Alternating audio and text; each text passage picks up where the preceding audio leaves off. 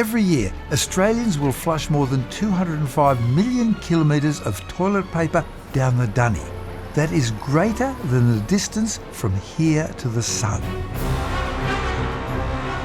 Factories like this one in Melbourne's outer suburbs work 24/7 just to keep up with the demand.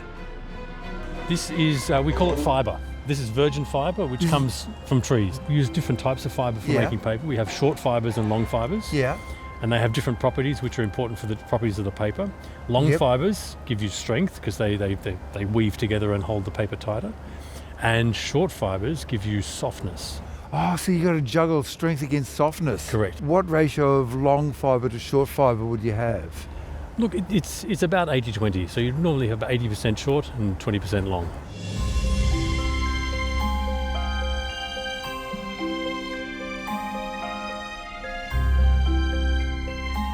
Virgin tree pulp accounts for about 2/3 of their production. The rest is recycled paper, which presumably already has a different ratio of long and short fibres. The art comes down into how you refine this to be able to separate those fibres again and then to reassemble them as tissue paper. So how many times can you recycle it? Well, a cellulose fibre can be recycled about 7 times. After about 7 times, it's got to a point where it's become so weak, it's not really useful for anything. So is there any used toilet paper being put into recycled toilet paper? No, that's a little bit of a misconception that some people have, that recycled toilet paper is toilet paper being used again. But no, we use recycled fibres in our toilet paper, not reusing toilet paper. That is a load off the mind, I'm sure, for some people. Very good. The next process is like scientific sorcery. After it leaves the conveyor, it's converted into something unrecognisable as paper. So this is heading to the pulper. Correct. Right, so the pulper is our next stage. Is it purely mechanical or purely chemical or a mixture or more one than the other? It's mostly a mechanical process. They go up into the pulper and they get mixed with the water, so that's separating the fibres even more. And you end up with it's like a soupy slurry. And that soupy slurry then goes on to a further refining process which breaks the lumps into their individual fibres. Those individual fibres are broken down to cellulose. But how does it become something that we can use effectively on our sensitive parts? Well, to answer that, I'm following the pulp as it's piped to the tissue mill. Oh my God! This is dangerously, deafeningly loud! It might look like something from a bygone era. There's steam coming out, there's paper hanging off the walls like a giant fairyland. But I'm told that they use the latest technology to reconstitute those fibres into something that resembles toilet tissue. All the fibre comes in here through all these lines, these pipes. It comes all in here. So what this does, it cleans the pulp. So this shower just washes all the time. It gets cleaned up by the chemicals, so it cleans the pulp. Vast volumes of recycled water wash the pulp, and chemicals are used to get rid of the print from the paper. Can I grab some? Yep, go ahead. I love the feel of it. It's nice and warm. It's kind of like a mix between very soft flour or porridge. If you squeeze more, you get the more water out. From here, the slurry goes on a transformative journey to extract clean fibres on the first step to becoming tissue. From there, guys, to the next tank, until they get to the machine, to the head box. The head box is a high-powered jet that squirts the pulp out evenly onto a felt conveyor belt. The felt acts like a sieve. It draws the water away, and it leaves the cleaned paper fibres sticking to the surface of the fabric.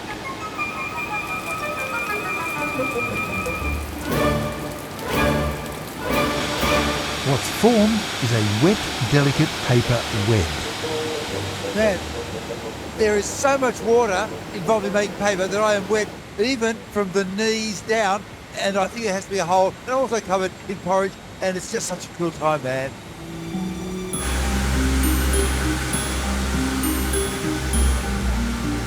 from the belt, the now reconstructed fibres are sent to another strangely named piece of machinery called a Yankee. Yankee? Yankee, yes. What is a Yankee? Yankee is the big wheel. It's 3.6 meters Across? diameter, Wow. and it's heavy as a mile. It's probably 50 ton. Wow, heavier. 40, 50 tonnes. Yes, the surface of the Yankee is about 120 degrees hot. Oh, so is that to get rid of some of the water from the Yes. what will become Yes. paper?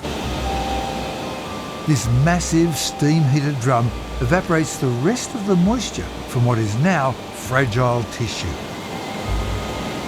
So that's the sheet. Saying they're coming out, breaks easy. It does tear. Yeah, it does stay apart. Here they turn what is barely held together flimsy paper into something much stronger. It's so fluffy, it's like fairyland. Yeah, It's just gorgeous. and Oh dust, my God. Is it paper dust? paper dust. There you can see it come off. These dust particles are created by a razor-sharp blade scraping the paper web off the Yankee surface. As it scrapes, it piles the tissue into microscopic folds, which are then layered on top of each other like layers of pastry. This process makes a thicker, more absorbent and cushiony tissue. Okay. Oh, sorry, Karl. Let's show you hairstyle. How long does it take to go from the wet, pulpy, like porridgey pulp into dry paper? Less than a second. Oh, come on. It must be 10, 20 metres from there. 21 minutes. From the wet end to the dry end, 21 minutes. Next, that 60 kilometres of end product is spooled into what is aptly named a jumbo roll. So there's a toilet roll going down. That's finished jumbo rolls. That's a huge toilet roll. It weighs probably 2.7 ton. But how do these jumbo rolls become what we buy off the shelf? Here we are in the converting Wow. plant. Is that the paper there? This is when all three plies Am have I been allowed to go married. underneath it? Absolutely. Come and have a look. This is where we start to see the plies of paper marry together. Adam presides over this most important union. Those three giant one-ply sheets are layered on top of one another. That's what we've chosen as the perfect blend between strength and softness. Ah. So this is our 3-ply product, and so we can actually split this apart. If So- you give it a split, you can actually feel it start to tear apart. So that's one ply there, and this bit's 2 ply. Now can you split the 2 You can ply do the again? same thing here. Absolutely. Oh my God, now let me have a look. There you go. So 1, 2, 3. 3 so plies. So that's 3 ply paper. Yep. I've separated the plies. I could do this at home Yep. in my bathroom Absolutely. if I'm really bored. The fact that it has 3 plies is what gives it what I like to call superior breakthrough finger resistance, pop, which is what we all want in toilet paper, or what they officially call burst strength.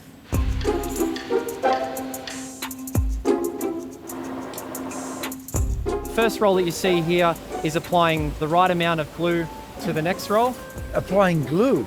Yeah, so it's Glue? picking up some glue. We use a light starch-based adhesive, obviously, something that's friendly for the environment. So what is this huge thing about 3 metres long? So this is a steel roll known as our marrying roll. Marrying roll. Marrying roll. The logo in this case is imprinted into the tissue paper.